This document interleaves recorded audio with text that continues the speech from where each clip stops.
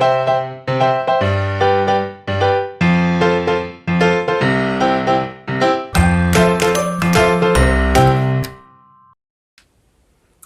it's Jo Avery here, and I wanted to share a bit about my forthcoming book with C&T Publishing called Crewel Embroidery Handy Pocket Guide. So I've got some of the samples from the book to show you, some of the embroideries that you can make with the book. First of all, here is the clamshell pillow, which is on the cover.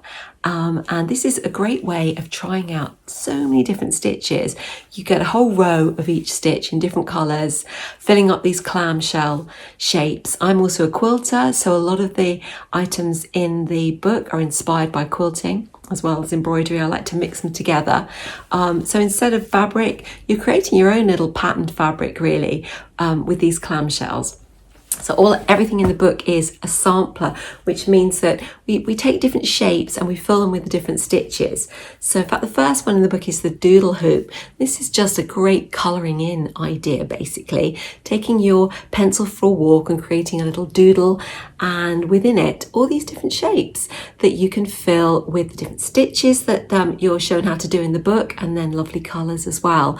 And I'm going to just put it up a bit closer here so you can see the lovely texture you get. So crewel just means embroidery with wool, and the wool has this lovely matte texture and a slightly raised edge to it against cotton. Also, it fills really well because you can't see the individual strands the way you can with cotton, so it's very forgiving for a beginner. And it just gives you this lovely texture to work with using all these knots and chain stitch and seed stitch. I've got all sorts going on in here, satin stitch, running stitch. And you just get this really lovely effect, quite modern. Next, I've got the Mandela hoop. So this is just less colours, less stitches, but this lovely texture, these lovely little stripy areas here. This is both very meditational to look at and also to stitch.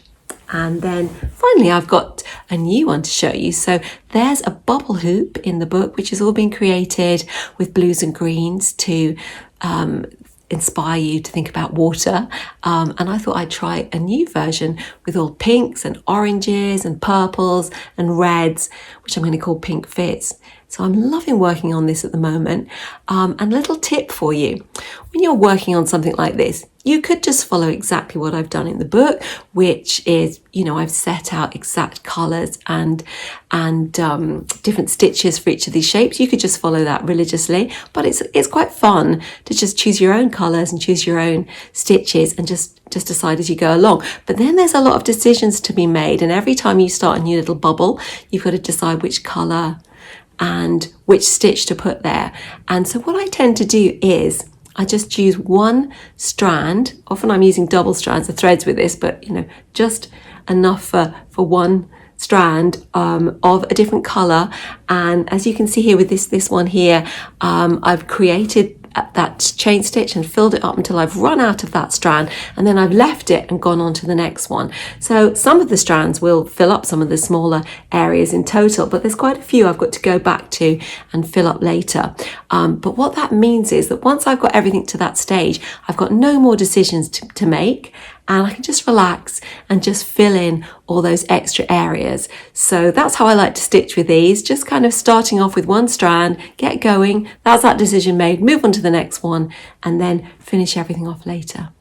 Well, I hope you've enjoyed this little journey through some of the items in the book. There's also a honeycomb hoop, which I don't have here. Hopefully I'll get to recreate that too. And I really hope you look forward to making some of these projects for yourself and having fun with crewel embroidery.